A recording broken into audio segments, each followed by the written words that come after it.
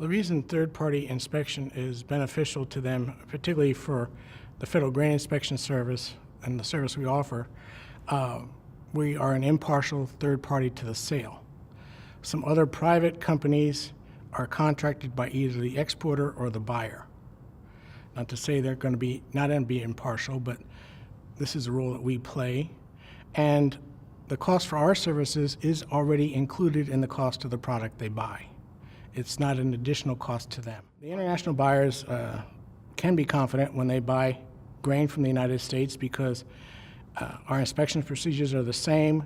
We have several quality control systems in place to monitor the accuracy of our equipment as well as the individual inspectors.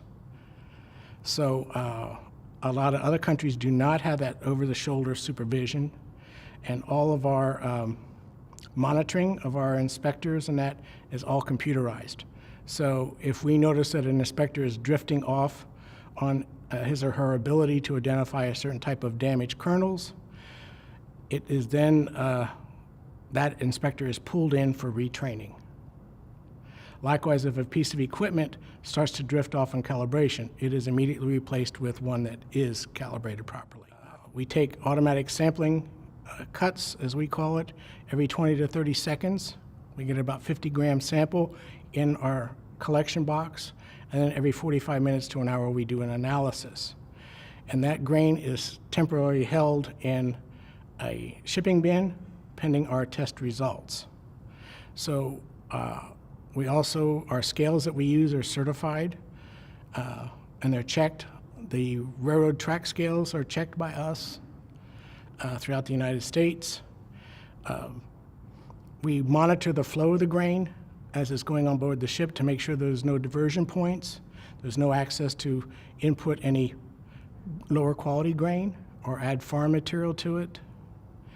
And also we monitor around the elevator, the loading facility, to make sure that there's no spills or leaks. And then that is reported back. I've traveled quite a bit and worked with other third-party inspection companies. And even within the same company, but at different offices, they do their functions differently. They're not uniform, unlike the United States and FGIS, where all of our inspectors, all of our equipment, all our labs, everything is all uniform. So you won't see any difference from one lab to another. I've been to some countries where they do not even have the knowledge of how to take a representative sample.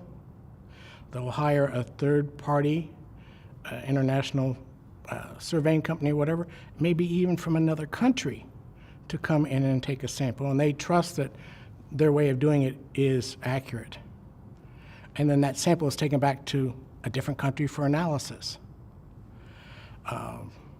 So it varies quite a lot.